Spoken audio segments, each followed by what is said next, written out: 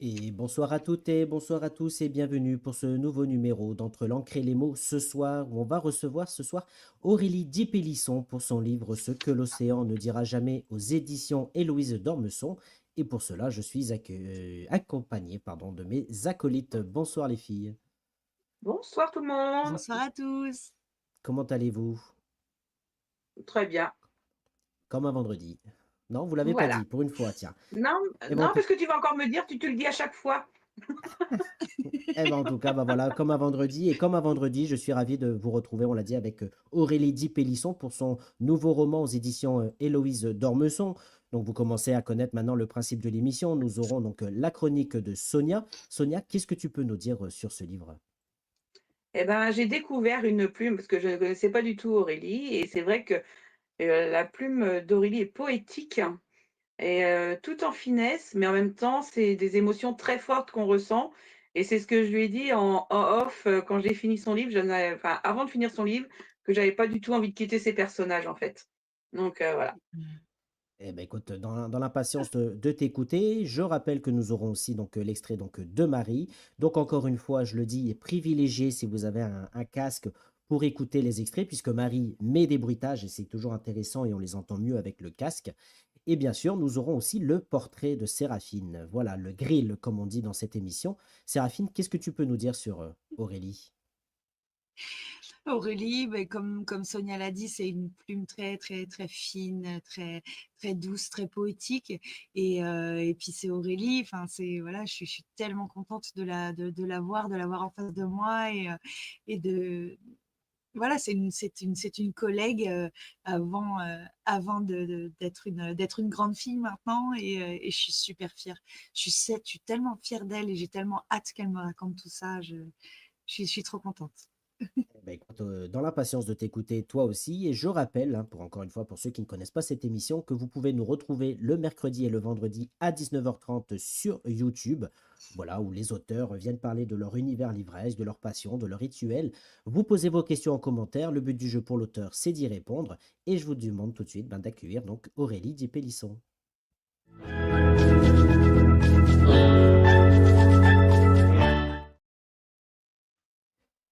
Bonsoir Aurélie.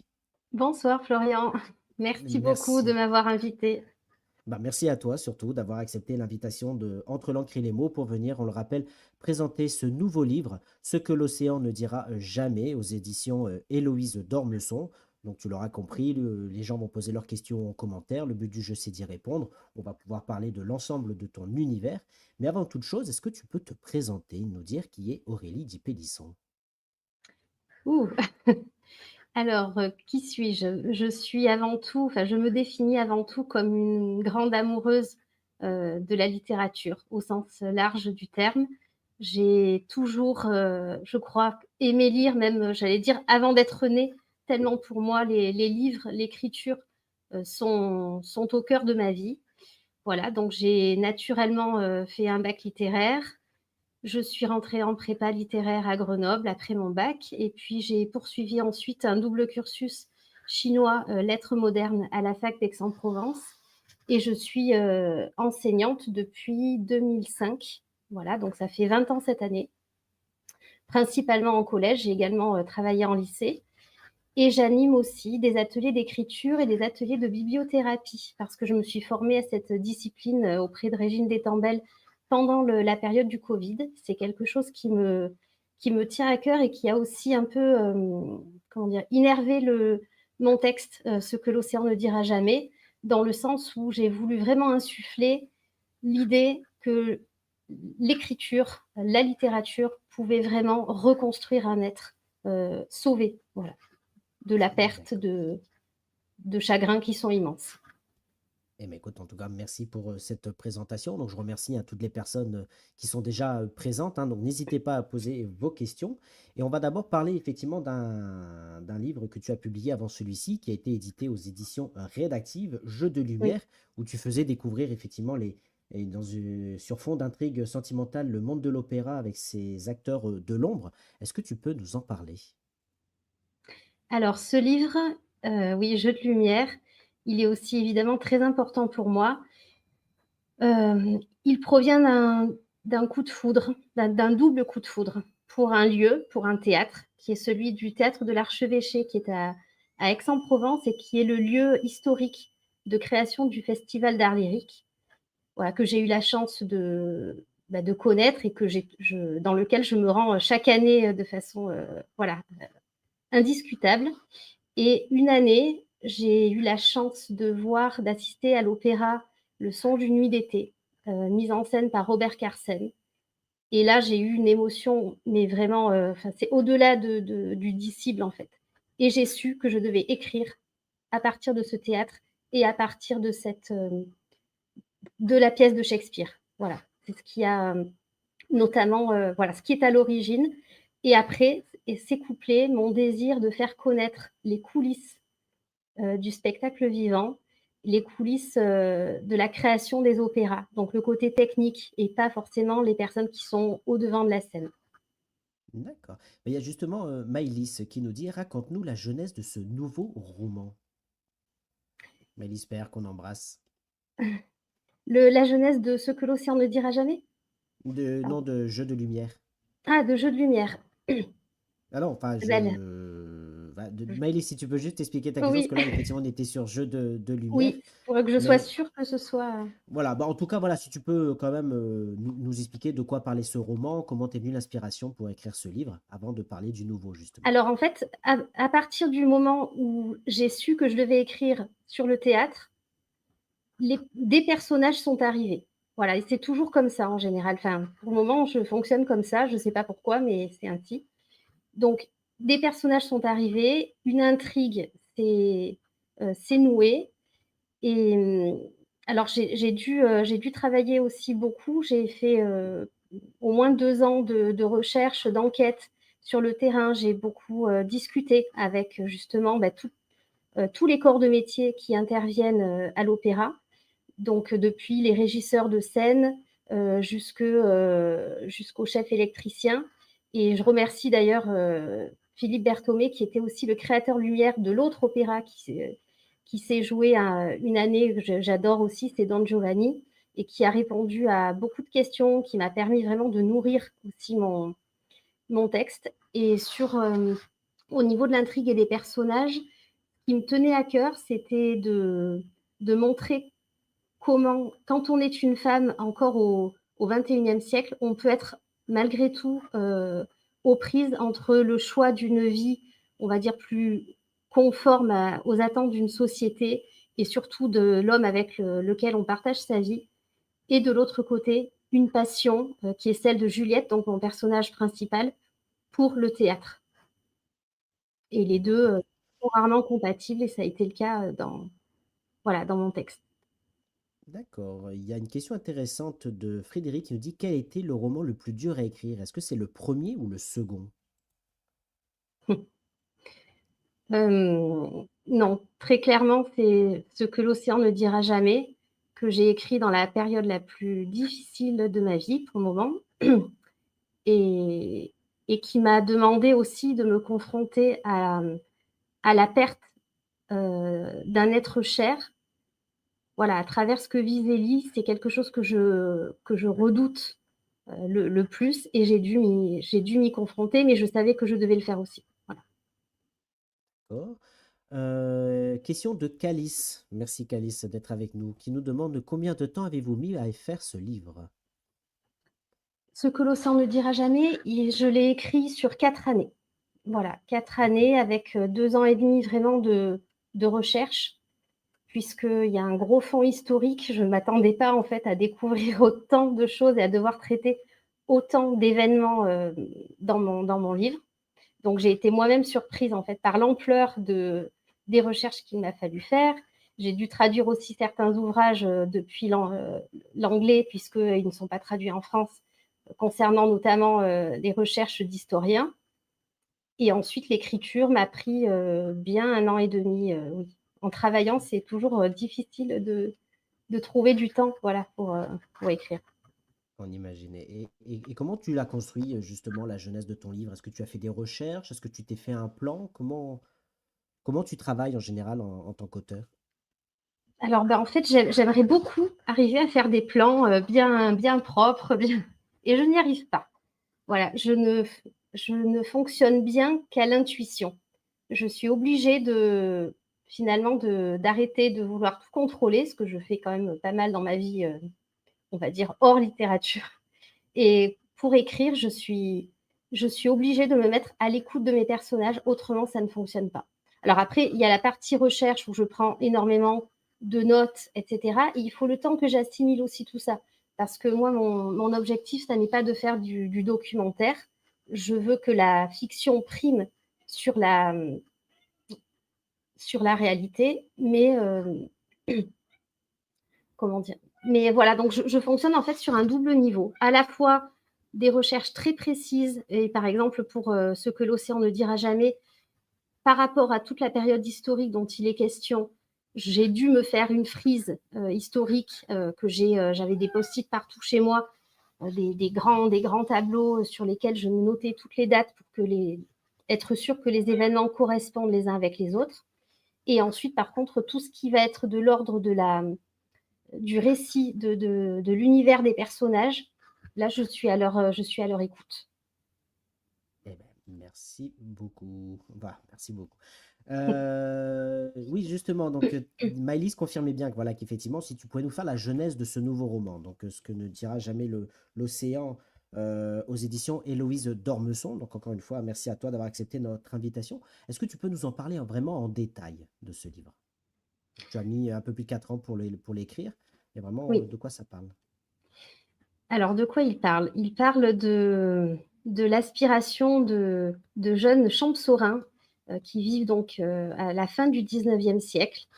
Et dans le Champsaur, à cette époque-là, la crise économique fait que la vie est extrêmement compliquée, voire que beaucoup de familles vivent dans une misère quasiment. Et donc, il y a énormément d'exodes, d'émigration vers les États-Unis. Et donc, c'est à partir de ce départ-là de mes personnages que j'ai créé le reste. Voilà. Et donc, mon personnage central, c'est Zélie, qui part avec son frère Jean en 1899.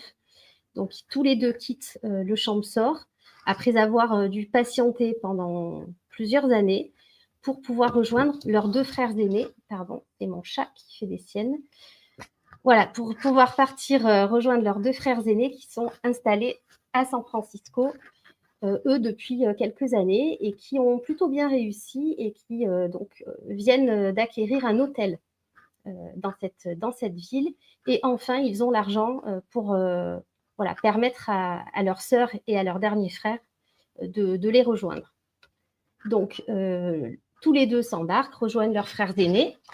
Pardon. Pas de problème. C'est compliqué avec un animal. Du coup, je perds le fil de ce que je voulais dire. Et oui, donc les deux aînés qui s'appellent Alfred et Georges dans le texte, pour eux, Zélie et Jean vont travailler avec eux à l'hôtel et ils vont faire fructifier cette affaire de famille. Sauf que Jean n'en a absolument pas envie et le premier, avant sa sœur, va prendre la porte et vivre de sa passion qui est celle du journalisme. Donc, il va devenir journaliste et Zélie ne tardera pas à le rejoindre dans cette branche-là, bien que tous les deux aient un rapport à l'écriture presque à l'opposé. Voilà. Donc, voilà pour tout ce qui est du début. Et puis ensuite, voilà, je ne veux pas trop en dire. Je sais pas. Non. Voilà, mais après, chacun va avoir des épreuves à traverser. Et voilà. Allez, pas de souci. Effectivement, je vois Sonia qui secoue la tête en coulisses. On rappelle qu'on aura la chronique de Sonia dans quelques instants de ce livre. On a déjà eu l'occasion de voir quelques retours sur tes réseaux sociaux, dont un certain Grégoire Delacour. Oui. Et pour la petite anecdote, j'ai eu tout à l'heure par message et vraiment, il te souhaite une bonne émission et te remercie encore pour ce livre.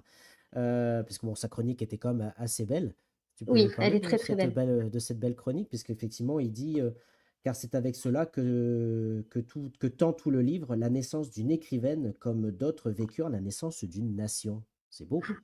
C'est magnifique. Non, mais je suis extrêmement touchée, émue, et bouleversée depuis, voilà, depuis que j'ai lu sa chronique. Elle est juste merveilleuse et voilà, Eh ben, écoute, je en tout l'en cas, remercie merci infiniment. à toi. Merci à toi. Et puis, ben, effectivement, ça, comme dit Calice, ça donne envie de le lire. Donc, on le rappelle, Merci. hein, ce livre, Ce que l'océan ne dira jamais, aux éditions Héloïse Dormesson. Ce que je Il y a peux non, on n'a pas le temps. Je voulais juste On n'a préciser pas le que temps, mais si on a largement le temps. bon, le point de départ aussi, j'en ai pas parlé parce que perturbée par mon chat. Mm. Le point de départ aussi de ce livre, c'est un point de départ historique qui touche aussi ma famille. Voilà, qui est celui d'un naufrage qui a eu lieu dans la nuit du 24 au 25 octobre 1918 au large de l'Alaska. Naufrage au cours duquel tous les passagers et membres d'équipage ont péri. Et donc, sur ce bateau se tenait l'un de mes arrière-grands-oncles qui rentrait à Vancouver. Non, lui, il allait à Seattle, pardon. Et voilà. Et c'est à partir de cet événement-là que j'ai aussi voulu écrire. Eh ben, merci à toi en tout cas pour cette précision. Et je vois pas mal de questions qui arrivent, hein, donc encore une fois, merci à vous et n'hésitez pas à poser vos questions. Une question de Laurent, Laurent Alain qui est avec nous, bonsoir, attention. Et qui demande, un auteur est-il obligé de toujours tout contrôler dans l'écriture d'un livre ou peut-il laisser parfois sa plume prendre le dessus? Pour moi, en tout cas, la façon dont je fonctionne, et là, je suis les conseils d'un très grand aussi, qui est Éric Emmanuel Schmitt, dont j'ai suivi les masterclass d'écriture et qui, pour moi, est un modèle aussi. Pendant la phase d'écriture, non, il ne faut surtout pas contrôler. Le contrôle, il vient après, pendant la phase de correction, de relecture. En tout cas, moi, je fonctionne comme ça et c'est pour cela d'ailleurs que je suis incapable de travailler avec un tableau Excel en mettant tel chapitre, tel. Voilà, je peux pas, je ne sais pas fonctionner comme ça. Mais je pense qu'il y a autant de façons d'écrire que d'auteurs et qu'on a tous des sensibilités, des façons de faire très différentes, il me semble. D'accord. Par rapport à ce que tu disais tout à l'heure sur la magnifique chronique de Grégoire Delacour et toutes celles que tu as eues, il y a Tali qui est avec nous qui dit on reçoit ce que l'on mérite. Voilà, C'est donc adorable. merci Tali. Merci Thalie. Oui. Maëlys Père qui demande Aurélie, est-ce que certains auteurs t'ont-ils inspiré pour ce roman? Alors, dans mon roman, je cite plusieurs auteurs. Alors, bien évidemment, l'esprit de Jack London par rapport à mon personnage de Jean m'a suivi, bien sûr. Toujours Shakespeare, bon, lui, je crois que je ne m'en défrais jamais. Donc, voilà, il est toujours là, obligatoirement, parce qu'il me rappelle qu'on peut tout écrire, qu'on peut tout dire, tout imaginer. Et ça, c'est une très, très grande liberté pour moi. Donc voilà, et principalement, oui, après, ça sera vraiment Jack London qui sera peut-être le deuxième auteur après Shakespeare voilà, à m'avoir inspiré, tout à fait. D'accord, merci Maëlys. Alors, effectivement, il y a Calice qui disait tout à l'heure, ça donne envie de le lire. Et Frédéric qui lui dit, Calice, il ne faut pas hésiter à le lire. Moi, je suis en pleine lecture et je ne suis pas déçu. Voilà, nous dit Frédéric. Ben, merci Frédéric. Il y a Nadine Pérez qui est avec nous, qui nous dit merci, bercé par les mots et l'océan. Voilà, donc Merci merci Nadine. à vous d'être là. Bah, écoute, ce que je te propose, Aurélie, sauf si tu veux rajouter quelque chose par rapport à tout ce qui a été dit, bah, c'est d'accueillir Sonia Robinard pour les intimes. Volontiers. Allez, on reçoit Sonia Robinard. Hop, elle est là.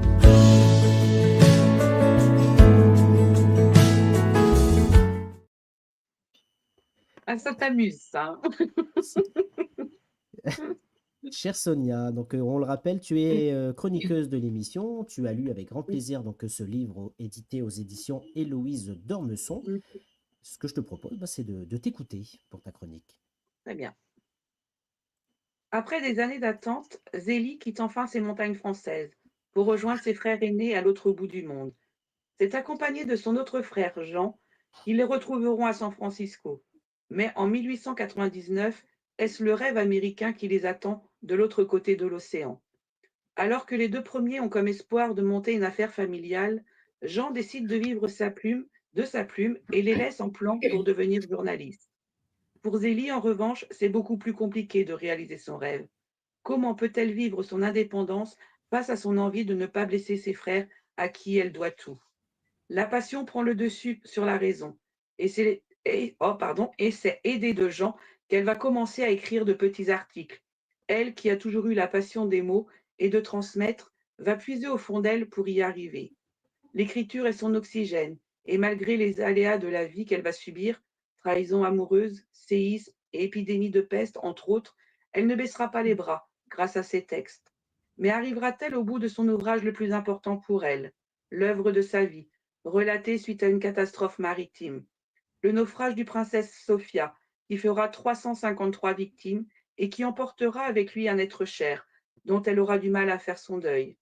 Aura-t-elle la force et le courage nécessaires de faire en sorte que personne n'oublie ses pères, mères, frères, sœurs, enfants, maris et femmes qui ont été engloutis dans l'océan? Avec ce roman qui mêle fiction et réalité, Aurélie nous livre ici une histoire bouleversante, l'histoire d'une femme parmi tant d'autres, qui à une époque doivent subir et faire ce qu'on leur demande, obéir à un père, un frère, un époux, sans avoir le moindre espoir de vivre leur vie, leurs rêves. Dans ce livre sont réunis l'amour, l'espoir, la peur, l'envie de dire, l'envie de crier, le malheur, l'envie d'être, l'envie de vivre tout simplement. Aurélie nous montre que les femmes, quelle que soit l'époque, sont fortes, ont des droits, surtout le droit de vivre leurs rêves, le droit de sombrer, le droit de se révolter, mais elles ont également le droit de se relever et d'accomplir des choses qu'un homme ne peut même pas imaginer. Merci à Aurélie pour ce roman poignant et plein d'espoir. Merci beaucoup, Sonia. Voilà. Il y avait le stress cette fois-ci, c'est bizarre. C'est magnifique, vraiment, merci beaucoup. Merci à toi pour ce moment de lecture. Ah, mais comme je te l'avais dit en message en privé, j'avais pas envie de quitter les personnages. On s'attache à eux et voilà, quoi, j'ai versé ma petite larme aussi, donc voilà. Bravo. Ben, merci. Voilà. Donc c'est réussi, c'est un sans faute. Merci beaucoup. Merci à toi, Sonia, donc, pour cette belle chronique, hein. Donc, bah, tu restes avec nous, hein, n'hésite pas à réagir, hein, sur ce que dit Aurélie. Parce qu'il y a Maëlys qui demande, toi qui proposes, donc Aurélie, toi qui proposes des ateliers de bibliothérapie, dans quelle mesure l'écriture et la lecture ont-elles guéri, pardon, ou sauvé? Les livres m'ont sauvée à plusieurs reprises au cours de ma vie, parce que c'est toujours une porte de sortie, c'est toujours un échappatoire. Et un livre, que ce soit nous qui l'écrivions ou nous qui le lisions, c'est toujours un supplément d'existence et c'est toujours enfin pour moi en tout cas, je ne me suis jamais sentie seule avec un livre. J'ai toujours l'impression que l'auteur est là. Voilà. Et quand dans des moments difficiles, j'aurais plus tendance à lire qu'à écrire parce que les auteurs, voilà, que je lis sont là auprès de moi et c'est un cadeau qui est extrêmement précieux. Merci. Calice, la petite nièce, qui dit toujours une belle chronique, Tata. Qu'est-ce que tu veux rajouter Est-ce que tu as envie de rajouter quelque chose par rapport à ce qui a été dit, Sonia, au début d'émission, que ce soit sur Ouais, mais l'écriture d'Aurélie? c'est vrai qu'en fait, quand on lit, en fait, on s'évade. Donc quand on n'est pas bien, c'est vrai que ça nous permet aussi de nous changer les idées, de changer d'état d'esprit aussi en fonction de ce qu'on lit et je rejoins Aurélie sur ce coup-là. C'est vrai que quand on n'est pas bien, un petit peu de lecture et tout de suite, on est dans notre bulle, en fait. Donc c'est ça que je retiens aussi de la lecture. Merci. Élodie Brutinel-Lardier qui est avec nous, qui dit: «Bonsoir Aurélie, comment as-tu opéré pour tes recherches?» Bonsoir Élodie, merci beaucoup pour ta question. Alors pour mes recherches, je me suis essentiellement basée sur un ouvrage historique de l'historien Ken Coates, qui est professeur universitaire à l'université du Yukon actuellement, et qui, il y a bien des années de cela, puisque j'étais à l'époque, je crois, en 4e, avait donc consacré plusieurs années de ces recherches au naufrage du Princess Sophia, puisque ça a été mon point de départ. En fait, je suis vraiment partie de là pour l'écriture de ce livre. Et ce livre de Ken Coates, qui s'appelle The Thinking of the Princess Sophia, a été ramené par, alors c'est rigolo, par l'un de mes oncles qui portait le même prénom que ce fameux aïeul qui est décédé sur le navire, qui s'appelait donc Arnous. Et il me l'avait offert à l'époque, sauf que mon niveau d'anglais n'était bien évidemment pas celui d'aujourd'hui, et j'étais tout à fait incapable de le traduire, donc de comprendre exactement ce qui s'était passé pendant cette période. Mais ce livre est resté dans mon esprit tout au long de ces années. Je l'ai perdu, bien évidemment, donc je ne sais absolument pas où il est, mais j'avais à l'esprit le nom de l'historien, le titre du livre, et donc je l'ai racheté, je l'ai fait venir des États-Unis, et c'est notamment celui-ci que j'ai dû traduire à plusieurs reprises, qui a été très très riche pour moi, puisqu'il traite à la fois du naufrage du Princess Sophia, mais aussi de toute la situation économique, sociale de l'époque autour du Yukon, et donc de tout ce qui s'est passé depuis la première ruée vers l'or jusque donc à la chute et au déclin économique de cette région de l'Alaska. Donc ça, c'est pour le naufrage. Concernant ensuite les autres périodes un peu charnières, qui sont celles du séisme de San Francisco et de l'épisode de la peste, alors là, j'ai travaillé à partir de recherches sur Internet, des archives aussi, journaux d'époque, voilà, tout ce que j'ai pu trouver. J'ai travaillé aussi à partir de certains extraits d'universitaires de thèse que j'ai pu trouver en ligne et qui m'ont permis aussi de nourrir mon roman. Voilà, donc ça a été un travail un peu hétéroclite. D'accord, merci. Non, parce que j'en parlais hier de mes tics de langage. Merci beaucoup. J'ai tendance à le dire. J'essaye de pas trop le dire, mais à chaque fois, il revient au galop. Et je sais que les gens qui nous regardent doivent être rigolés derrière leur écran. Il y a pas mal de questions qui arrivent. Donc, effectivement, il y a Calice qui dit la lecture est une thérapie. Donc, ça, tu as dit que que tu étais d'accord avec ça. Mais pour toi, la meilleure des thérapies, est-ce que c'est plutôt la lecture ou l'écriture? Je pense que les deux sont liés. En tout cas, pour moi, les deux vont ensemble. C'est vraiment comme, j'allais dire, le mouvement des vagues, vous voyez, ce flux, ce reflux, ou comme le mouvement d'une respiration, en fait. Je pense que D'accord. la lecture permet d'insuffler quelque chose, et l'écriture permet, c'est le but aussi de l'écriture qui permet d'exorciser, hein, voilà, de faire sortir de soi peut-être des douleurs, etc., dans le cadre, voilà, tout simplement même d'un journal intime, hein, de la tenue d'un journal, sans chercher autre chose de plus. Mais pour moi, les deux vont ensemble.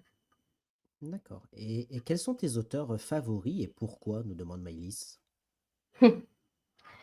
Mes auteurs favoris. Bon, alors mon grand auteur favori, c'est William Shakespeare, dont j'en ai parlé tout à l'heure.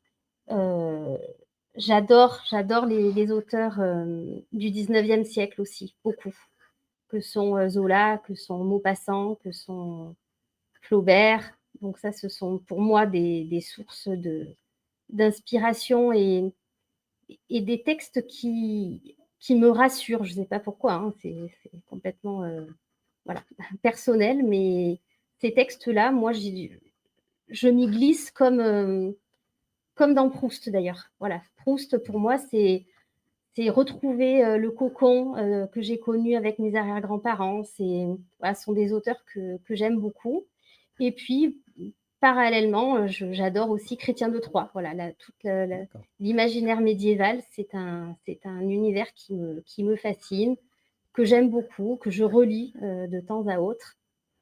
Et ensuite, au niveau des auteurs contemporains, il y en a beaucoup que j'admire beaucoup. Pardon, je dis c'est beaucoup de beaucoup. Grégoire de la Cour en fait partie, bien évidemment.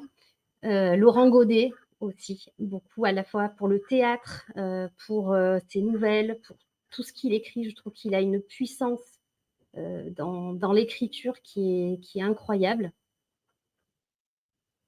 Je pense que j'en oublie plein, hein, mais voilà, enfin, je dévore, Je trouve que chaque auteur, en fait, a un univers, une façon d'écrire et j'aime découvrir, voilà, de nombreux auteurs, notamment contemporains.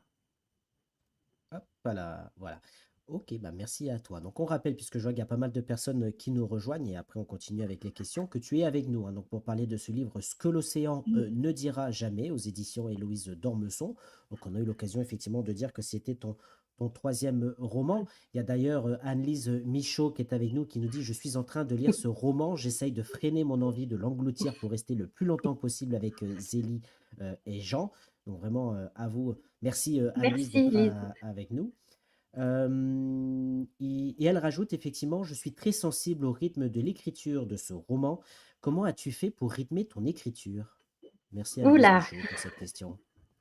Question, un peu piège, merci Lise. Comment ai-je fait? Alors, j'ai essayé d'être au plus près de mes sensations, que je n'avais pas fait jusque-là, je crois.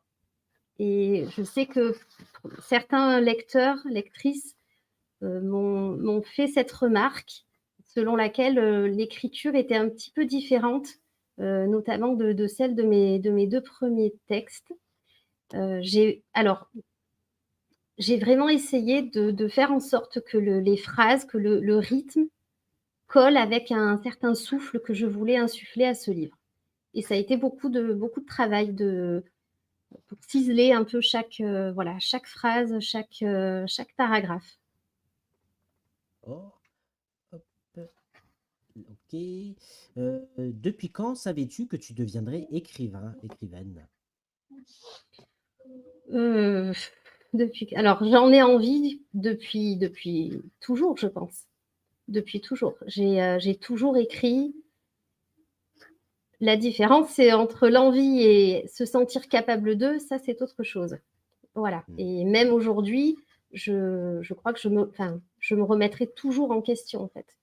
Pour moi, chaque texte, chaque livre est un défi et voilà, presque une mise en cause de soi permanente. D'accord. Donc tu es un peu comme notre chère amie Séraphine. Tu t'es toujours dit: Quand je serai grande, je serai écriveuse. C'est ça. C'est ça. Non, mais c'est vrai que depuis que je suis toute petite, hein, je me voyais journaliste, écrivain, parcourir le monde. Ça, c'était voilà mon grand rêve. Oui. Eh ben, en tout cas, c'est réussi, et vraiment merci à toi d'être avec nous ce soir pour parler de ton univers. Il Merci y a à une vous. question intéressante de Laurent, et dans quelques instants, on aura aussi l'extrait de Marie, qui nous dit: Aurélie, demain, vous devez vous retrouver sur une île déserte. Vous emmenez une valise de livres, ou est-ce que vous emmenez un bloc-notes et des crayons? Je suis obligée d'emmener les deux. Je suis désolée. Je- Je réduirai le nombre de livres, mais voilà, je ne pourrais Ouais, pas faire ou avec l'un ou avec l'autre. ouais. Les Tu as deux me autant besoin seraient d'écrire que de indispensables. lire, quoi. Mm. Ouais, Oui, d'accord. Après, ça peut être des oui, oui. crayons pour dessiner aussi. Oui, alors ça fait quelques années que je n'ai plus dessiné, mais peut-être qu'un jour je m'y remettrai quand j'aurai du temps, mais pour le moment, c'est pas gagné. Merci, merci à toi. Élodie, ça va Sonia? Tu veux rajouter quelque chose? Non, pour l'instant, tout Non? va bien. Tu écoutes. Eh ben, écoute, J'écoute. c'est bien, tu es Voilà. bien sage, c'est bien. Élodie qui est avec nous, qui nous dit: T'es-tu essayé aux nouvelles ou au théâtre? Ce sont des formes qui t'inspirent ou pas? En deux questions. J'aimerais beaucoup, peut-être un jour, m'essayer au théâtre parce que c'est un art qui me fascine et qui me passionne. Pour le moment, je ne m'en sens pas capable, donc voilà. Concernant les nouvelles, je pense que mon esprit n'est pas du tout fait pour l'art de la nouvelle, malheureusement. Je n'ai pas cette capacité à synthétiser, à aller, à faire court. J'ai un esprit trop en arborescence et voilà. Donc c'est pour ça que naturellement, pour le moment, c'est le roman qui s'impose en termes de forme littéraire. Mais peut-être qu'un jour, les choses seront différentes. D'accord.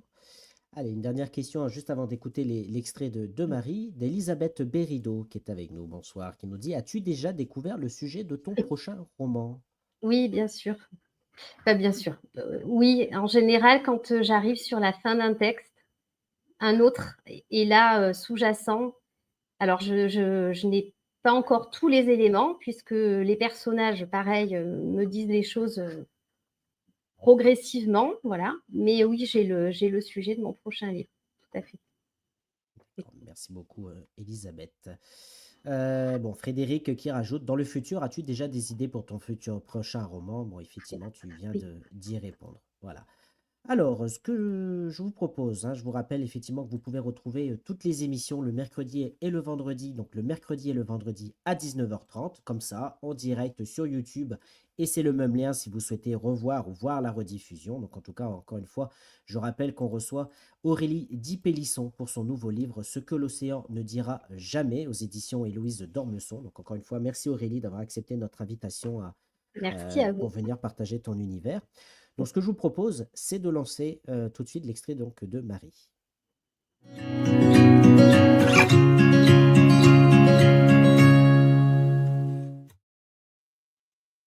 Je rappelle juste effectivement que Marie, c'est la comédienne de l'émission. Donc, n'oubliez pas, si vous avez un casque, mettez-le, puisqu'elle met toujours des petits bruitages. Donc, tout de suite, l'extrait de Marie de ce livre.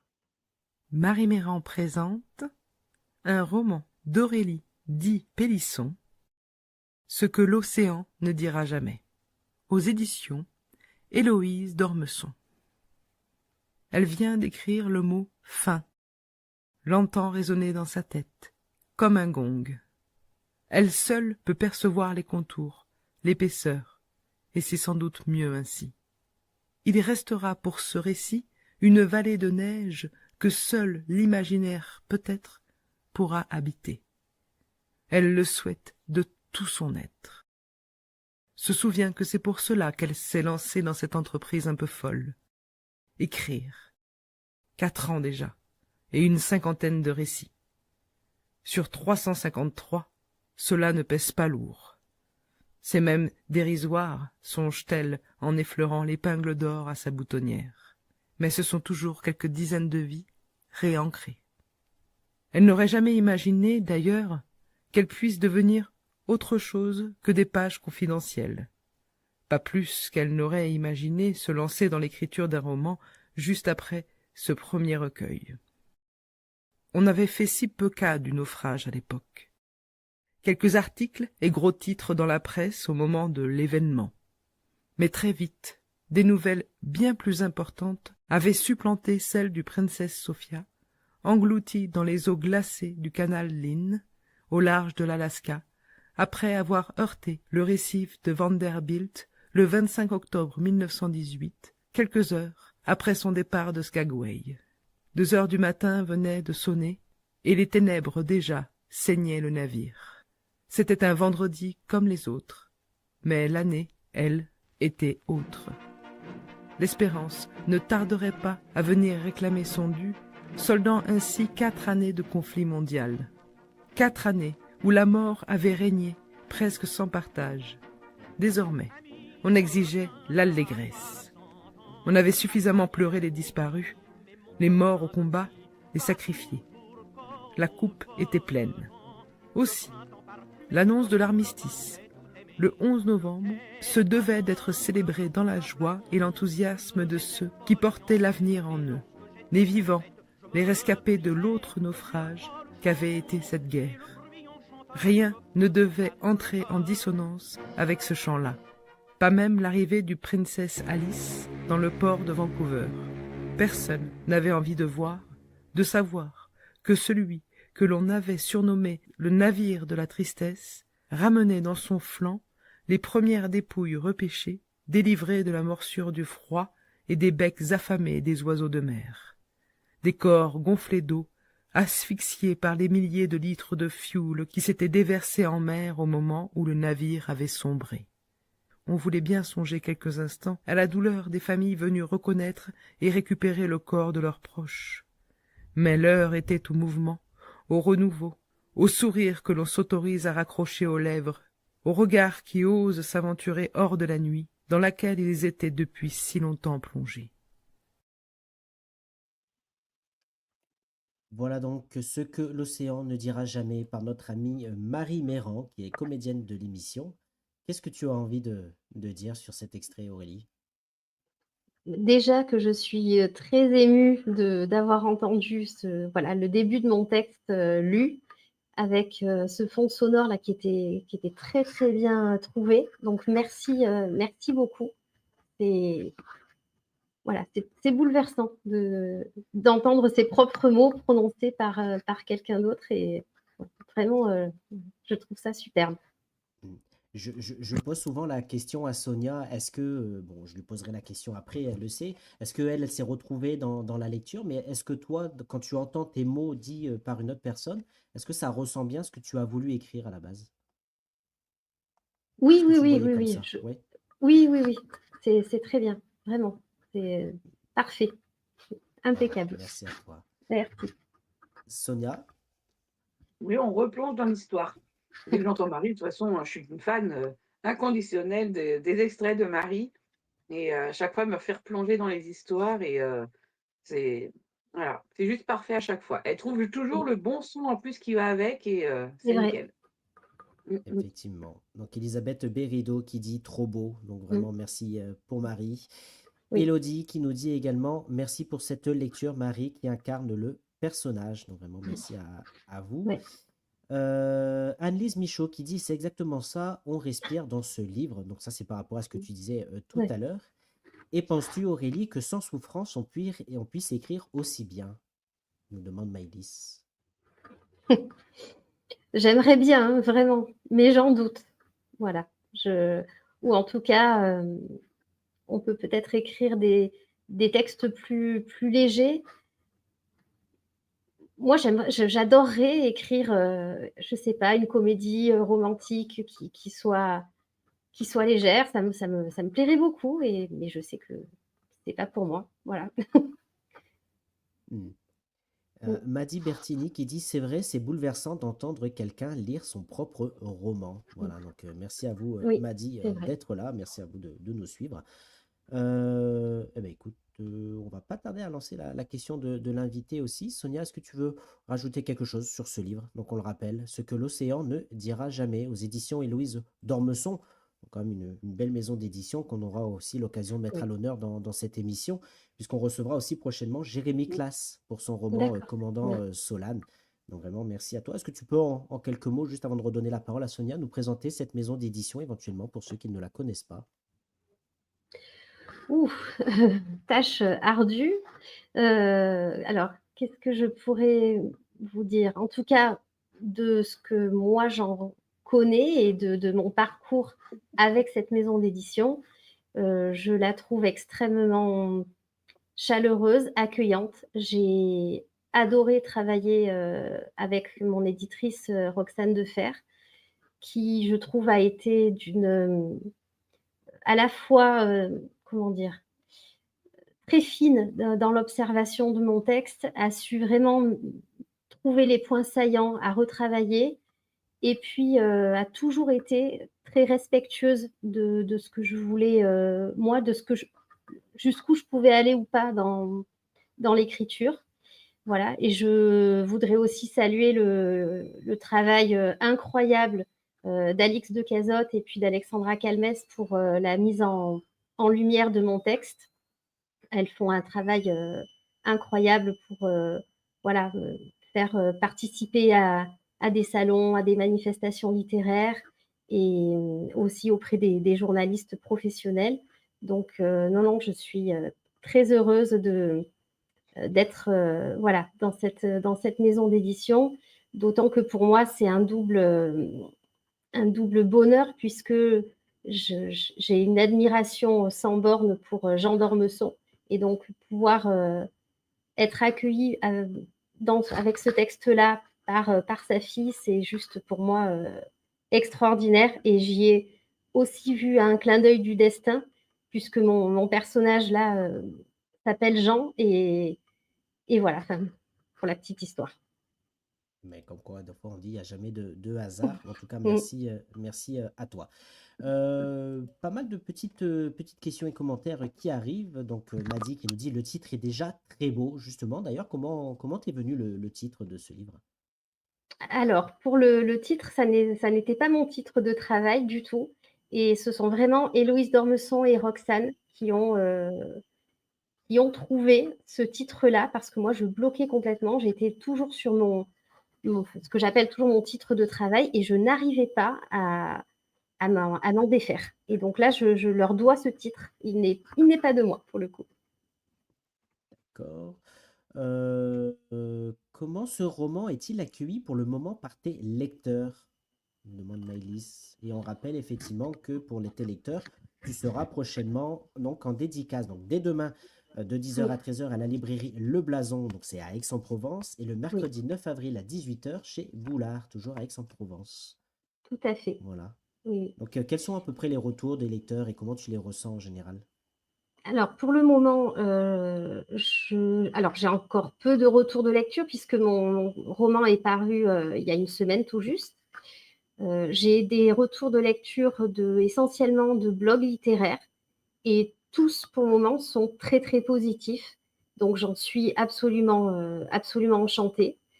Voilà. Après, bon, j'ai eu le retour de Grégoire Delacour, à qui j'avais fait envoyer mon roman aussi, bon, qui m'a bouleversée et rendue très, très heureuse. Et puis, les quelques personnes de mon entourage qui l'ont lu euh, me disent aussi avoir adoré. Donc, pour le moment, je n'ai pas eu de critiques négatives sur mon texte. Bon, j'imagine que ça arrivera comme pour tout le monde. Mais en tout cas, tous les retours pour le moment sont très positifs. Et surtout, ce qui me touche beaucoup, euh, c'est que tous les lecteurs ont été sensibles vraiment au personnage. Et voilà. Et ça, pour moi, c'est essentiel. Mm, d'accord. Il y a souvent le débat, bon là je vois la question de Laurent effectivement qui arrive, par exemple on parle souvent du Titanic en disant qu'il y en a certains qui voudraient le faire remonter à la surface. Pourquoi je te dis ça? C'est parce que Laurent pose la question, Aurélie, l'océan doit-il garder des secrets ou il faudrait qu'il puisse nous révéler tous ses secrets?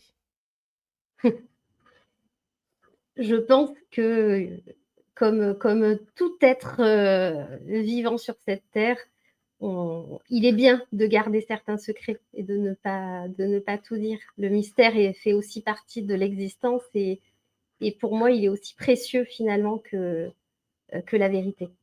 Et c'est d'ailleurs en partie pour ça que j'ai souhaité faire de ce texte une fiction et non pas, par exemple, une biographie familiale dans laquelle j'aurais tenté, avec tous les éléments que j'aurais pu retrouver, tracer le destin, l'histoire de ces aïeux qui donc ont été de ma famille, donc mon arrière-grand-oncle qui est parti donc aux États-Unis avec deux de ses frères et l'une de ses sœurs qui s'appelait Marie. Et donc c'est peut-être pour ça, voilà, parce que je pense que les mystères sont importants aussi et que la fiction permet de préserver aussi le mystère. Or, Élodie qui revient un petit peu sur les personnages, qui nous dit Aurélie, pourquoi as-tu fait le choix du prénom de Zélie? Parce qu'on rappelle qu'il y a Zélie et Jean. Oui. Le prénom de Zélie, il vient alors d'un fait de hasard, ou peut-être parce que c'était un signe qui m'était donné que par rapport à la date de naissance que j'ai attribuée moi intérieurement à mon personnage, j'ai découvert que le jour de sa naissance est passé dans le ciel un astéroïde qui a été nommé Zélie. Et donc j'y ai vu tout de suite euh, un signe et puis une évidence. Et j'ai trouvé au niveau de la sonorité du prénom qu'il y avait vraiment comme une fulgurance inhérente dans le prénom. Voilà. Eh ben, écoute, merci à toi. Sonia, est-ce que tu veux rajouter quelque chose? Oui, je voudrais rebondir justement sur le fait par rapport au Titanic. Et c'est vrai, quand j'ai lu le roman, il m'a fait penser à Rose, en fait. Mmh. J'avais l'image, en fait, du Titanic, et à chaque fois qu'on parlait, c'était au moment du bateau, à chaque fois, j'y ai pensé, je ne sais pas pourquoi. Et donc, du coup, là, c'est vrai que j'ai dit, en fait, je ne suis pas la seule à y avoir pensé. Sans Bon. doute. Et oui, Eh ben, oui. merci à toi. Tu veux rajouter quelque chose, Aurélie, peut-être, sur ce qu'a dit Sonia? Non, je pensais que oui, Rose a eu aussi la même douleur de perdre son Jack. Voilà. Exactement. Mm. Ça, c'est le débat après, pourquoi on l'a perdu, hein, mais ça. Mm. Elle Alors, aurait pu lui faire une petite place, hein. C'est ça. alors, ce que je vous propose maintenant, c'est la question de l'invité. Hop, c'est là.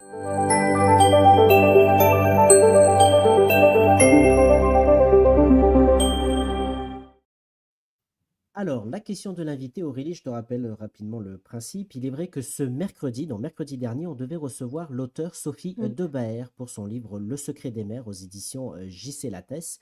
Malheureusement, elle était souffrante, elle n'a pas pu être avec nous, donc on l'aura avec nous très prochainement, je rassure, hein, pour ceux qui nous suivent et qui voulaient l'écouter. Mais justement, il y a une autre personne qui a décidé de te poser une question. Ce que je te propose, c'est d'écouter et ensuite d'y répondre. Aurélie, ça y est, il est déjà là, il est sorti, il est juste derrière moi, il attend d'être lu, il attend d'être découvert. Quand on te connaît, effectivement, on a envie de plonger dedans, mais en même temps, on a envie de faire durer l'instant. Donc non, je ne l'ai pas encore lu parce que derrière, il y a tellement d'émotions, l'émotion de voir que tu es allé jusqu'au bout, que tu as écrit ce livre avec tellement de passion, tellement d'investissement. Je voulais te dire bravo. Bravo pour ce que tu es, bravo d'être la personne que tu es, d'être l'autrice que tu es. J'ai admiré cette volonté qui est la tienne, vraiment cette énergie que tu as mis dans ce roman. Personne n'a pu voir ce que j'ai eu la chance d'apercevoir parfois, c'est-à-dire les doutes, les questions, les carnets qui traînent partout, les notes, les recommencements, les idées qui partent et qui ne sont pas les bonnes, et il faut revenir encore, il faut refaire à nouveau.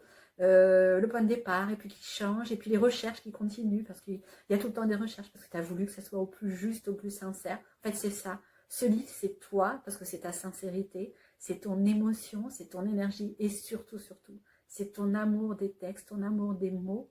Et là, je pense que tu nous offres quelque chose qui est un somptueux cadeau. Donc, je voulais te dire un grand merci pour tous les lecteurs qui vont avoir la chance de découvrir ton roman, qui vont avoir la chance de voir à quel point tu es talentueuse, parce que oui, sincèrement, je pense que tu es extrêmement talentueuse.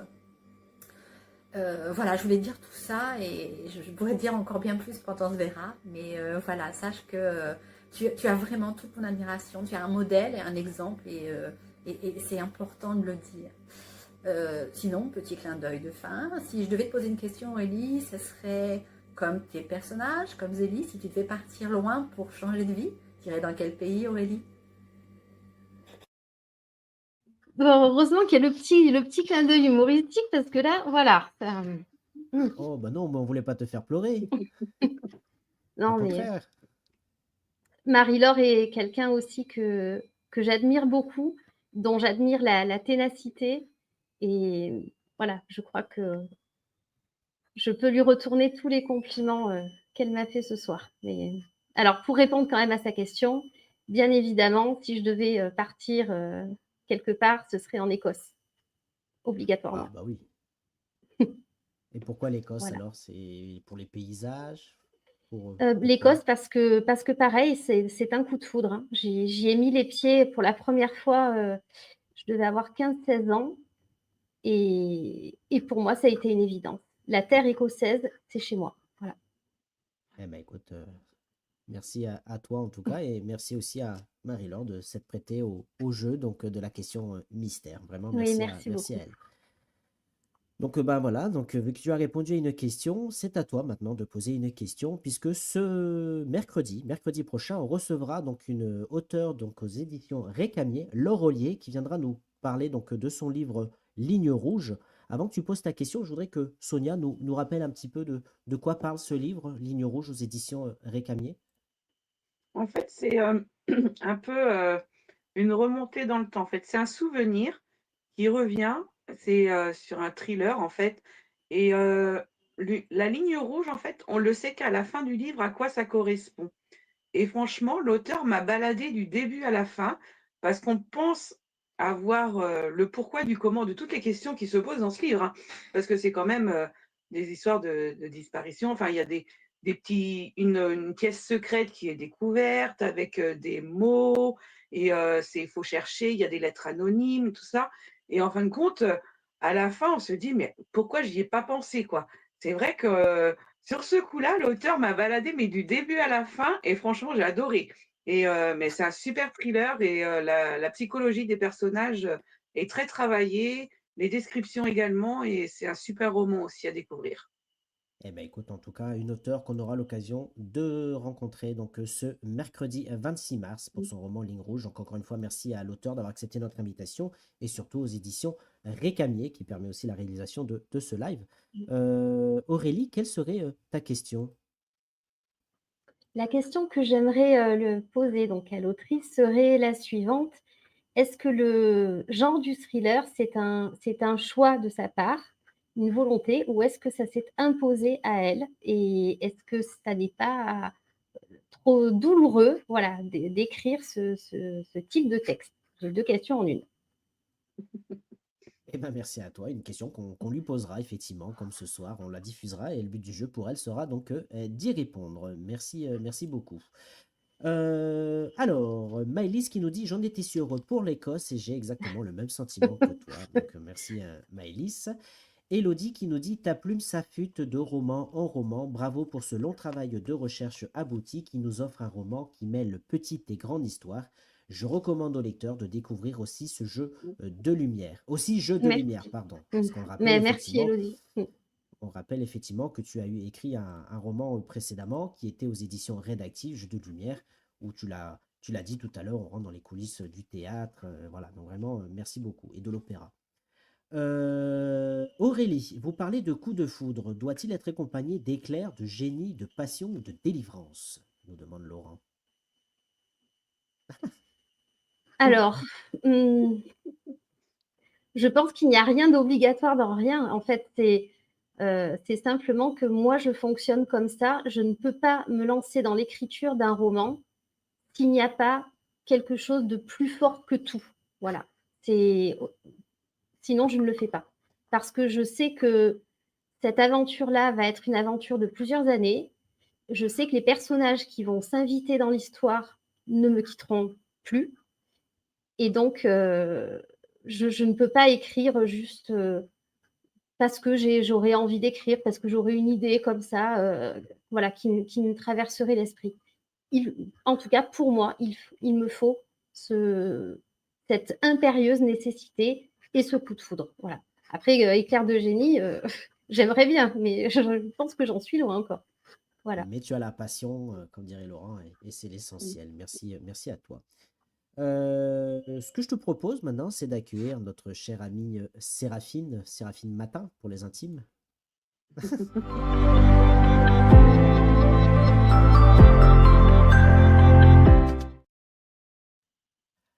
Alors Séraphine, voilà, vous le voyez, c'est celle qui a le sourire jusqu'aux oreilles à chaque émission. En tout cas, merci à toi Séraphine d'être avec nous.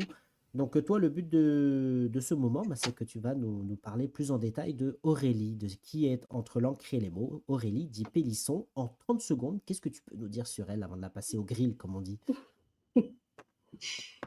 Que qu'Aurélie, je la retrouve, cette douceur, cette façon d'expliquer les choses, de les décortiquer, de les placer. C'est de la poésie même quand tu parles, Aurélie. C'est un plaisir de te voir et de t'écouter. Et j'ai hâte, voilà, d'en savoir un petit peu plus justement sur ce qu'il y a derrière, les mots, ce qu'il y a derrière les lignes. Eh bien justement, nous t'écoutons, chère Séraphine.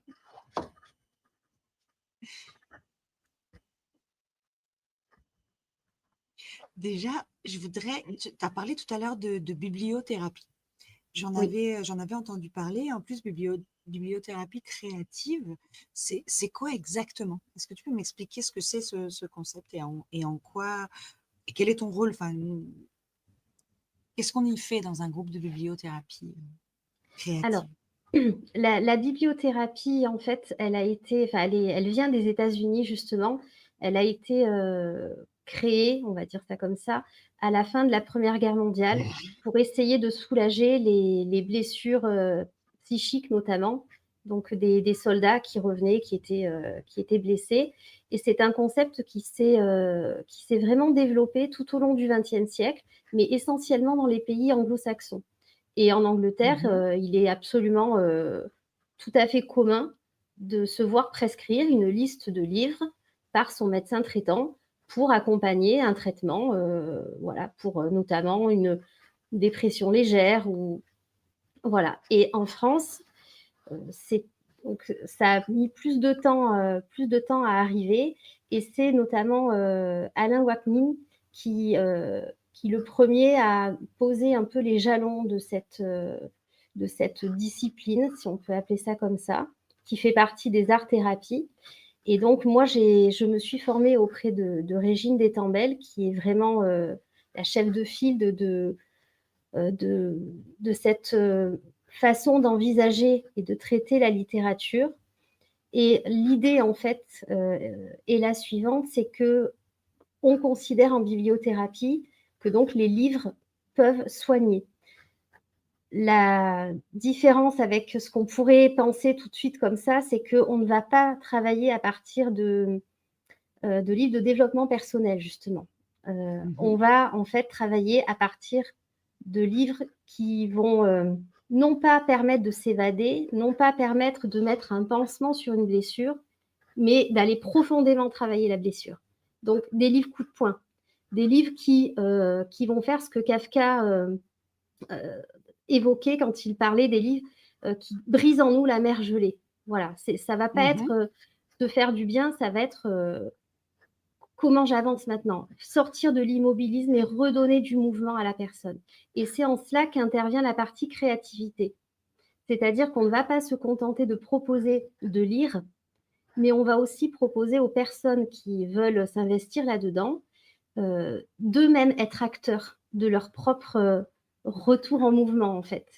Et donc, on va travailler avec l'écriture, avec des carnets créatifs. On va pouvoir proposer des collages, proposer plein de choses, simplement travailler sur des mots, passer par le dessin, passer par l'utilisation d'encres différentes. Enfin, c'est vraiment passionnant, et c'est un champ très large qui a vraiment pour but, non pas de se substituer du tout ni à des médecins, ni à des thérapeutes comme des psychiatres ou des psychologues, mais de pouvoir permettre à la personne de reprendre pas un contrôle, mais de se reconnecter à elle-même. Voilà, vraiment c'est ça. Et du coup, d'être à nouveau dans un mouvement. Voilà. Ok, donc biblio, parce que c'est par le thème ou l'auteur ou la tournure. Oui, par des textes au départ. Voilà, par le texte, il va y avoir une reconnexion, il va y avoir une reconnaissance pour pouvoir aller au fond du problème, ou en tout cas du sujet. Et ensuite, par rapport à ce qui a été compris ou vécu, tu vas aller le retranscrire et le retravailler sur du plus créatif. Donc, le bibliothérapie créative, elle est là, elle est par la biblio, tu vas aller te connecter aux soucis ou aux besoins, et ensuite, tu vas aller le travailler par le créatif, soit par l'écriture, soit par le collage, soit par tu vas le ressortir. Oui. Putain, et en fait, ça part même du texte de départ qu'on va proposer à la personne de lire à haute voix, parce qu'on ne se rend pas compte non plus de l'impact et de la différence entre le fait de lire un texte chez soi, dans son lit ou sur son canapé, dans sa tête, et réinvestir son souffle par la lecture à haute voix. Et là, c'est magique, en fait. Franchement. Oui, et puis choisir le ton avec lequel tu le lis. Donc, le ton permettant de voir comment l'émotion résonne. Donc, ça donne énormément d'informations. C'est dingue. Oui, et ça te permet de faire vraiment sortir des souffrances, voilà. Enfin, moi, je trouve ça très intéressant. Voilà. Ah oui, c'est sûr. C'est super. Et forte du coup de ces connaissances-là, parce que tu es prof à côté, est-ce que tu te sers de cet outil? Est-ce que tu te sers de ça pour essayer de transmettre ta passion à tes élèves, à tes étudiants? Alors oui, j'essaie au maximum de ce que je peux faire.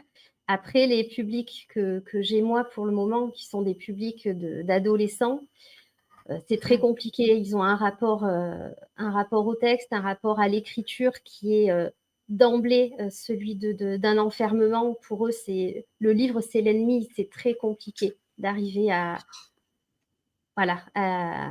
leur faire goûter le plaisir des mots, mais aussi parce que l'institution scolaire l'exige. Enfin, à mon sens, c'est compliqué de pouvoir libérer sa plume quand on sait qu'on est évalué à la fin. Et c'est pour ça que c'est de plus en plus difficile pour moi d'exercer ce métier, parce que ça va, D'accord. voilà, de plus en plus à l'encontre de ce que moi j'aimerais, c'est-à-dire apporter une libération par les textes et pas, Oui. voilà. Donc, ce que tu peux le faire effectivement dans la thérapie, c'est vraiment ce que tu cherches à mettre dans la littérature et dans ton enseignement. Oui. Et c'est justement exactement l'inverse, c'est le frein qui est dans ton métier de prof. Oui. Et tu as fait aussi des études de chinois, Oui. mais le chinois, tu n'en parles jamais, tu n'en parles pas dans tes livres. En tout cas, tes personnages n'ont pas de lien direct avec la Chine et le chinois. Quand tu Zhang parles Lin, pas si. Oui, l'Asie en tout cas. Et là, pareil, le pays, tu parles de l'Écosse. J'aimerais savoir pourquoi ces études de chinois et pourquoi aujourd'hui, finalement, ne pas l'exploiter avec le don que tu as. Alors, pourquoi le chinois? Essentiellement parce que ça m'intriguait. C'était une langue qui était proposée en LV2 à l'époque dans le collège où j'étais scolarisée, qui était un collège privé à Gap, Saint-Joseph. Et tout de suite, quand on est venu nous présenter à la fin de la 5e toutes les langues qu'on pouvait choisir, le chinois m'a tout de suite plu parce que pour moi, c'était l'occasion d'avoir un jardin secret, c'est-à-dire pouvoir écrire dans une langue que personne ne comprendrait. C'est génial. Voilà. Ça a commencé comme ça. Et en fait, j'ai eu la chance, c'était une époque, je crois qu'aujourd'hui, ça ne pourrait plus se faire. On était 2. J'ai étudié le chinois avec mon professeur de chinois et un autre élève. C'est tout, jusqu'en terminale.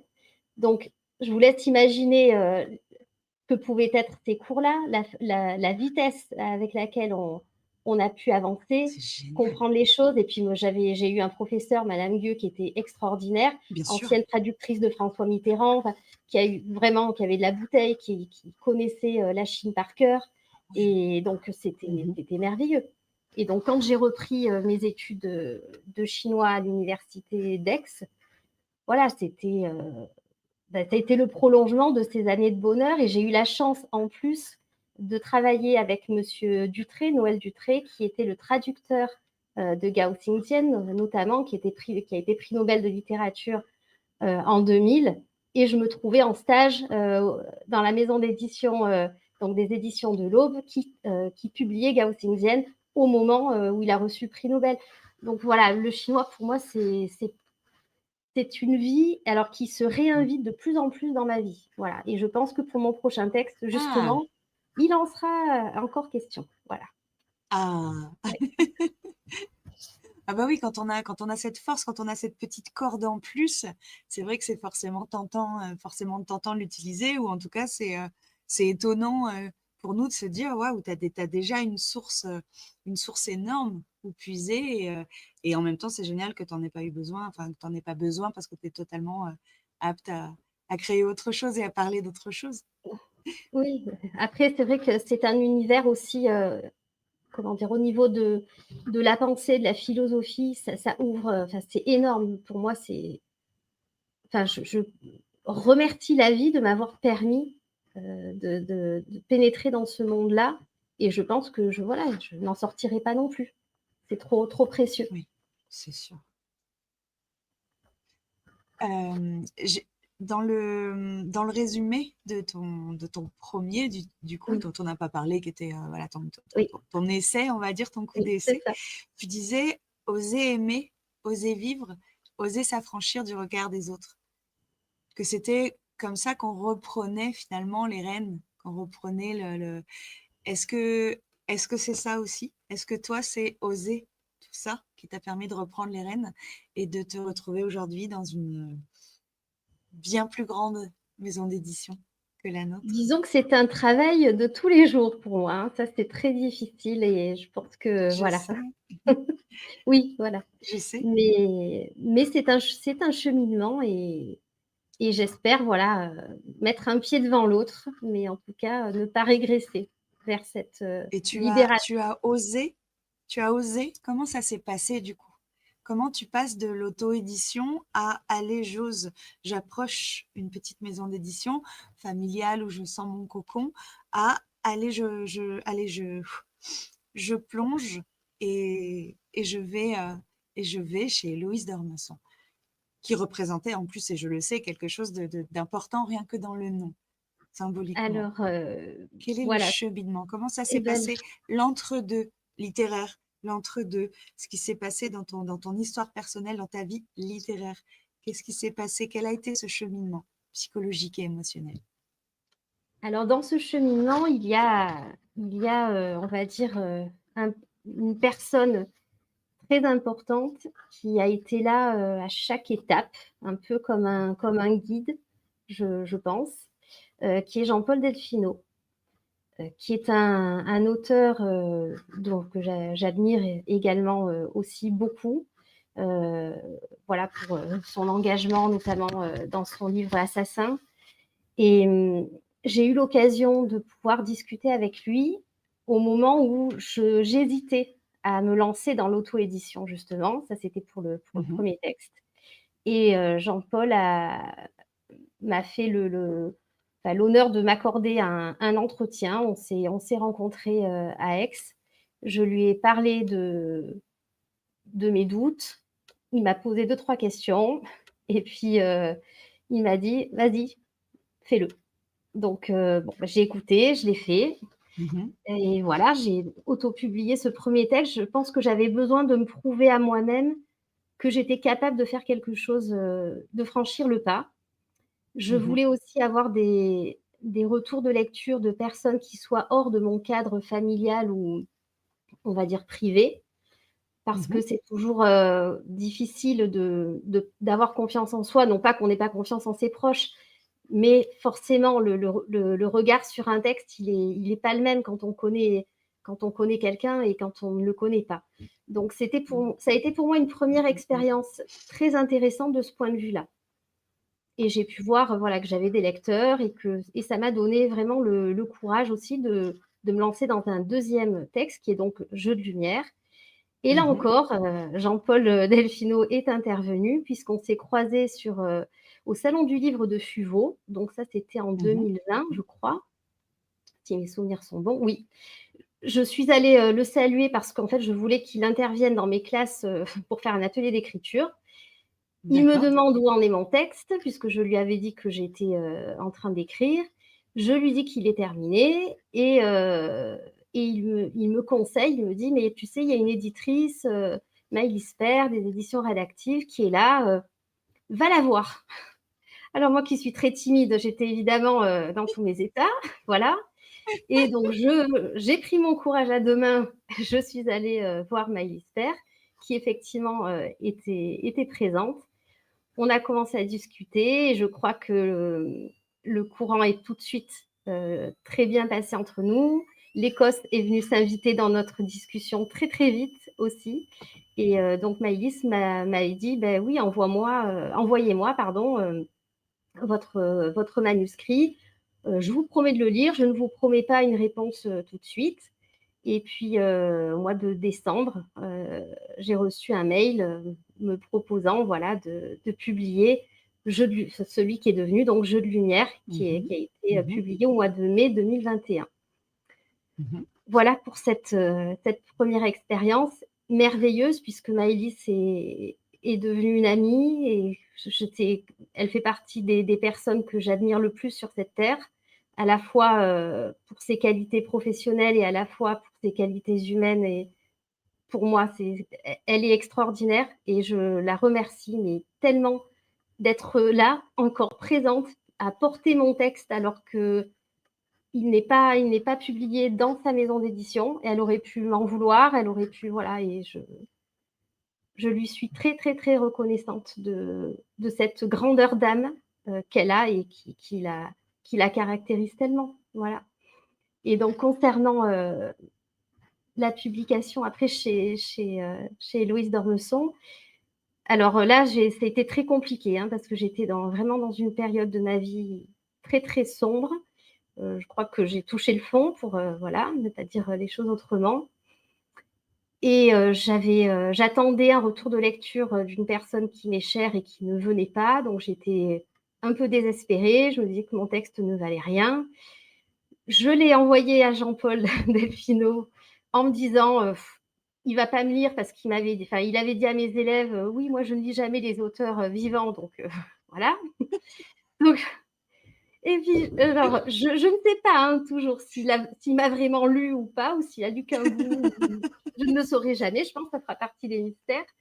Toujours est-il que Jean-Paul m'envoie un mail quelques semaines plus tard pour me dire écoute, je trouve que ça y est, ton écriture, ça y est, c'est bon, tu t'es affranchi de certaines choses. Pour moi, tu y es là. C'est toi.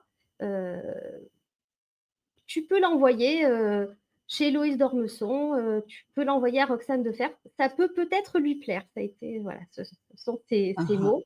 Oui, oui. Donc, bon, je me suis dit, ben, pourquoi pas? C'était mon rêve. Hein, voilà, Héloïse d'Ormesson, c'était mon rêve absolu. Donc, je suis allée sur le site de la maison d'édition et là, je vois que le service des manuscrits était fermé pendant plusieurs mois. Donc, je me suis dit, bon, ben, c'est mort. J'ai quand même essayé de trouver l'adresse mail de Roxane de Fer en déduisant par rapport, ça a été tout un travail où j'étais même pas sûre de moi. J'ai envoyé mon manuscrit tout simplement à cette adresse-là. J'ai reçu un message automatique me disant qu'elle était en congé et que voilà. Et puis le temps a passé et puis comme je pensais que ça ne donnerait rien, ben, c'est tout. Et alors c'était le 20 mars, oui c'est ça, le 20 mars donc 2024. Je revenais de Nîmes avec mon fils en voiture. J'avais rendez-vous avec des amis à Arles pour le déjeuner. Il pleuvait terriblement ce jour-là.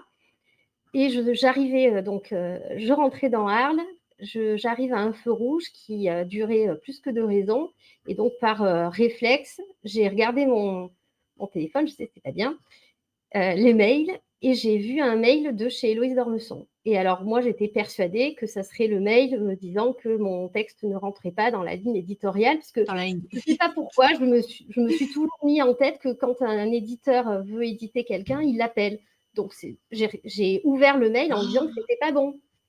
Et alors, quand j'ai vu qu'en fait, c'était pas ça et que Héloïse et Roxane avaient aimé mon texte et qu'elles demandaient à ce qu'on puisse en parler, bon, ben là, voilà, je crois qu'en termes d'émotion, je n'arrivais même plus à respirer, c'est simple, je crois que j'étais en crise de tout dans la voiture. Heureusement que j'étais à l'arrêt, en fait, parce que je suis arrivée au restaurant, j'étais en pleurs, je ne savais plus si c'était la pluie, si c'était, voilà, c'était le jour le plus beau de ma vie, voilà. Et puis ensuite, le travail s'est enclenché à partir de tous ces éléments. Génial. C'est génial. Donc, donc effectivement, la boucle est bouclée, tu as osé. Oui, j'ai osé. Tu as osé pour pouvoir reprendre les... Voilà, je suis contente d'y être arrivée par moi-même. Voilà, Oui. Oui. Je te le confirme. Sacré chemin et sacrée force, sacré courage. Et voilà, je leur dis encore, c'est la 3e fois ce soir, mais je m'en fiche. Je suis extrêmement fière de toi. L'Aurélie qui se demandait presque voilà, ce qui s'était passé et qui finalement ose et y arrive. Je suis ravie, je suis aux anges, je suis extrêmement contente. Merci, mais tu sais, vous m'avez beaucoup porté hein, chez Redactive, tu peux pas savoir, voilà. Donc, mais la force, elle vient de là aussi. Voilà.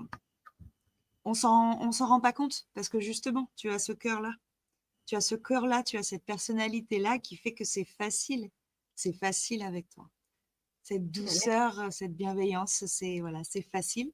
Et pour moi aussi, la boucle est bouclée entre je voulais pas passer dans l'émission, toi tu avais peur et Ouais, finalement aujourd'hui on est l'une en face de ensemble. l'autre et Oui. voilà. On vit un petit peu justement Oui, une étincelle, hein, ce on le mmh, ouais, dépassement toutes les deux. je Et suis c'est hyper d'accord. symbolique pour moi. Je suis super contente. Merci. Je t'aime très fort. Moi aussi, moi aussi. Merci beaucoup à toutes les deux, effectivement, donc pour cet échange. Il y a eu beaucoup de commentaires pendant que vous étiez en train Ah, de discuter, pas beaucoup. En tout cas, voilà, il y a, excusez-moi, donc Falita qui dit: «À travers tous ces avis, j'ai vraiment reconnu la ouf, sincérité de l'auteur que je connais, car elle était ma professeure de français il y a de cela quelques années. Un grand merci». waouh, Merci à ben vous. merci beaucoup. Waouh, Ouais, c'est Heu merveilleux. Alors, oh, c'est merci chouette. infiniment. Oui. Marie-Pierre Clamins aussi, auteur chez Rédactive, qui nous dit: «Une belle langue que j'ai aussi étudiée, mais également compliquée pour des Européens», quand vous étiez en train tout à l'heure de Mm. parler de la langue, chinoise. Donc Ah merci, oui, d'accord. Le chinois, Marie-Pierre. ouais. Mm, mm. Oui, c'était au fur et à mesure. J'ai pas mis les Oui, oui, oui, commentaires oui, pour bien pas vous sûr. déconcentrer et que vous vous coupez, donc c'est pour ça que là, je les Oui, c'est reprends gentil. tranquillement. Laurent Alain qui nous dit: «Effectivement, je dis toujours être au bon endroit au bon moment avec la bonne personne. Aurélie a dû se relever le Oui, défi, elle y est arrivée et voilà la réussite. Toujours croire en soi. Bravo». oui, Ouais, merci Voilà ce que peut beaucoup. dire Laurent Alain. oui. Maëlys Père, effectivement, par rapport à ce que tu disais tout à l'heure, ce que tu pensais à elle, elle te dit: «C'est réciproque, ma si chère Aurélie, je suis juste immensément fier de toi». Voilà, donc encore merci Merci. beaucoup à Oui. toi. Et Anne-Lise Michaud qui nous dit: «Mon Dieu, je m'en rappelle que d'émotions» lorsque tu parlais effectivement du feu rouge et Oui. du fameux mail de Roxane et de Aurélie. Oui. Voilà. Et Talibanière qui envoie des cœurs, puisque Talibanière c'est un Et oui, cœur à c'est la un cœur, générosité incarnée, c'est ça. voilà exactement et on Mmh. l'a vu effectivement, ce mercredi soir. Élodie qui dit: «Vous êtes touchantes toutes les 2». Voilà. Ah bah, nous on est de retour, Merci. désolé. Frédéric qui dit: «Merci à vous 2, très émouvant». Nadine Pérez qui nous dit: «Un beau partage d'émotions et sans voix». Voilà, donc vraiment merci à tous. Heu Merci, oui. Aurélie, qu'est-ce que tu as envie de dire aujourd'hui à tes lecteurs, à toutes les personnes qui sont là aujourd'hui, qui t'écoutent, qui te lisent au quotidien, que ça soit ton premier roman, le deuxième, le troisième et on l'espère le 10e prochainement? Bah, déjà merci d'être là, d'être fidèle parce que je sais que certaines personnes me suivent depuis le tout début et me soutiennent. Alors quand on est personne, bah, c'est voilà, c'est déjà, c'est énorme en fait de se sentir porté par les autres, par la confiance qu'on peut mettre, en vous et j'espère que voilà, que mes personnages, de Ce que l'océan ne dira jamais, bah, toucheront le plus grand nombre de lecteurs et et je leur dis merci d'avance. Voilà. Eh ben, merci à toi. Sonia, est-ce que tu veux rajouter quelque chose? Ah non, sans hésitation, allez lire le livre d'Aurélie. Voilà, Voilà, sans aucune hésitation. voilà, je vois que tu as mis Merci ton Sonia. plaid, tu as froid, hein? Oui, j'ai un Oui, petit peu froid. On a de la tempête en Bretagne, donc là, je le ressens. Exactement. Heu, Séraphine, je te laisse aussi le mot, pour terminer. Ce que tu as envie de dire aux personnes qui nous écoutent ce Je soir? rejoins Sonia et les commentaires, c'est voilà, Aurélie, c'est une plume à découvrir et dans les deux cas, enfin dans les deux en tout cas, que ce soit Jeux de lumière ou l'océan, faut absolument. Oui, pardon, je j'avale un petit coup parce que voilà, je suis tellement contente, ça fait drôle de, en fait, quand voilà, quand à chaque fois qu'on dit d'Héloïse Dormeson, ça me ah oui, non, ça ah oui, c'est vrai, non, c'est vrai, c'est plus rédactive et le nom qui va avec, enfin, l'association, ça me fait ouais, ça me fait briller les yeux, quoi. Je suis trop contente et donc oui, oui, sa plume, c'est une merveille, c'est une merveille et c'est pas, enfin, voilà, c'est pas étonnant, qu'elle ait été repérée 2 fois et ce sera pas la dernière, c'est certain. Eh ben, merci beaucoup et encore une merci. fois, merci à Maëlys donc de découvrir, de magnifiques, talents comme ça, puisqu'effectivement, Mmh. Anne-Lise Michaud qui dit: «Aurélie, tu es quelqu'un», donc vraiment, merci beaucoup. Oui. Madi Bertini qui dit en effet, ça donne très envie de lire ce livre, puisqu'on le rappelle, tu étais avec nous ce soir pour nous parler de ce nouveau roman qui sort aux éditions Héloïse d'Ormesson, Ce que l'océan ne dira jamais. Et on peut te retrouver en séance dédicace pour ceux qui sont dans le sud, bien Oui, évidemment. Donc, le samedi 22 mars, donc demain, de 10h à 13h à la librairie Le Blason, puis le mercredi 9 avril à 18h chez Goulard à Aix-en-Provence. Alors, moi, j'essaierai peut-être de venir le 9 à 18h, d'accord. mais je ne te garantis pas, mais parce que je finis à 17h à Marseille, donc le temps Et d'arriver. oui, je Et je comprends. ferai tout mon possible pour être Non, là, c'est en tout gentil. cas, avec grand plaisir. En tout cas, Merci. ce fait un réel plaisir de te recevoir ce soir. Et on termine effectivement avec ce commentaire de Maëlys qui nous dit encore bravo à ma petite Aurélie et plein de belles rencontres au blason demain.